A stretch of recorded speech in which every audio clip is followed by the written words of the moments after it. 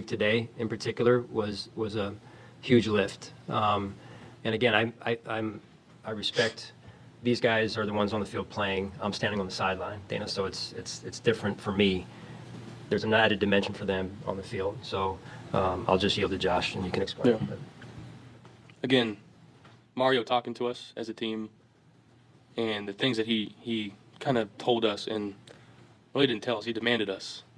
And you can't not honor his request to go out there and charge forward, to the best of our abilities. And obviously we'll be playing with, I guess, less heavy hearts now, knowing that, today's news was a lot of tears of joy, I'll tell you that.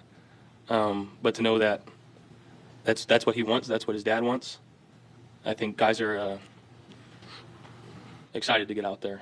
We've talked about it, obviously, like we want to go out there and play for 3, and it'll be a huge driving force and the emotion and the love of the game that we play with and for each other. Hopefully we can get them back soon. Peter, the situation has been brought up multiple times over the past week, the Hank Gathers death on the court during his conference tournament with Loyola Marymount back in 1989, 1990, that time frame, and how that spurred Loyola Marymount to go forward and make it all the way to the Final 8 of the men's basketball tournament, losing to eventual champion UNLV. I believe it was 89. That team overachieved its talent to get that far. And I say that because the Bills don't need to overachieve. They're already fully talented to qualify for the Super Bowl and win it. So when you already take an elite unit of athletes and coaches who are already in position to compete for the highest prize in football, and you add this to it, I don't want to be anybody that plays the Bills the rest of the way. Yeah, totally agree. We're going to get to this later in the show, but all the conversation about home field and, neutral site and playoff seeds and all that, I've become more and more convinced in recent years, particularly, that home field's really not that important. I just don't think it is in the NFL. I don't even know what the stats say. I just think that almost always the better team wins. Almost always, not always. But I was thinking about that, and I'm going to say, what about the DeMar factor? What about the Buffalo Bills saying, not today, not on our watch, we ain't losing.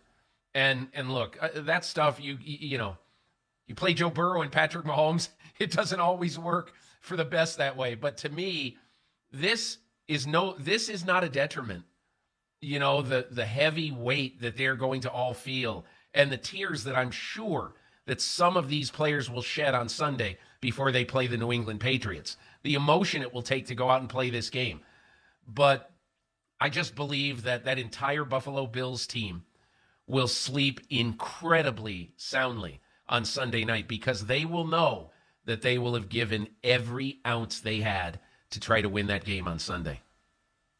Yeah, absolutely, and every game after that. And you make a great point about home field advantage that I hope I remember in the next segment when we really dig into what's happening there. Before we finish this segment, there's been some discussion this week, and look, I have chosen to be critical of no one who has said or written or tweeted anything. This is a collective trauma that we're all dealing with in our own way. The vast majority of people are not malevolent.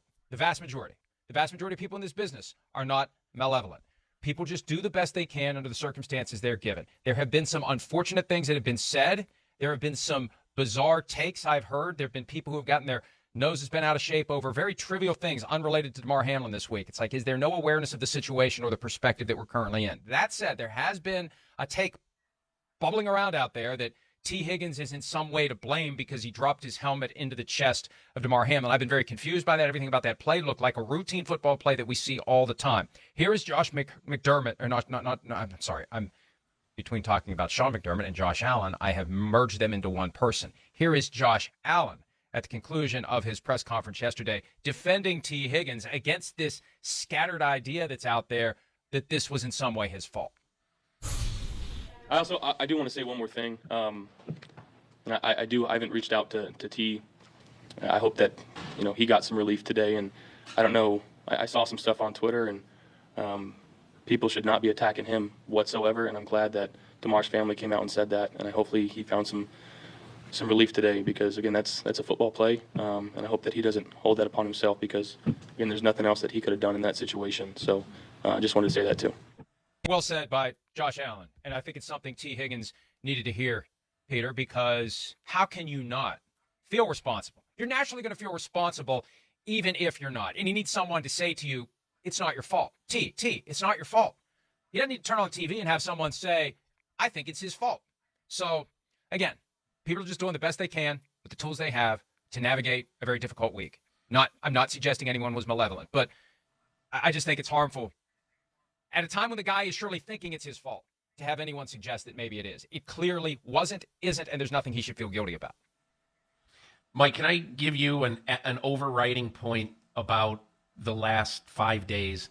And I don't say this, I say this maybe out of a little bit of experience, both with social media and just kind of in life. But, you know, the one thing that occurred to me this week watching every take, every comment, everything, is that we live in a society where everybody these days on Twitter, on television, everywhere feels like I have to have an opinion.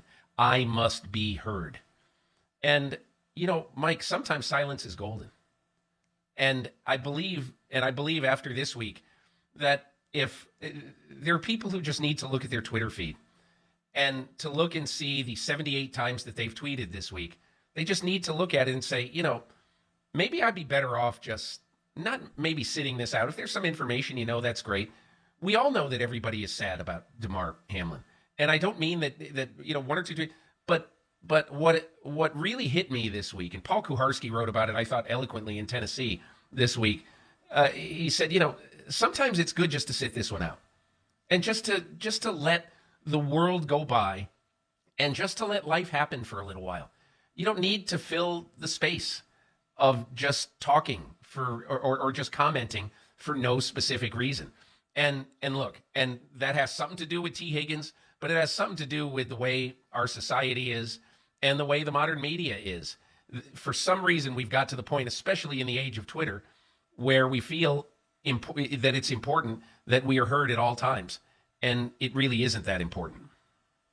Peter, that's a great point, and it's an example of how social media has rewired our brains. We hear it so much as it relates to the development of young boys and girls, but it's rewired the brains of adults as well, and it's part of our reality, and we do feel compelled, especially in this business, to have something to say about everything. Now, I never made the conscious decision to be quieter than usual. I didn't know what to say. I was dumbfounded.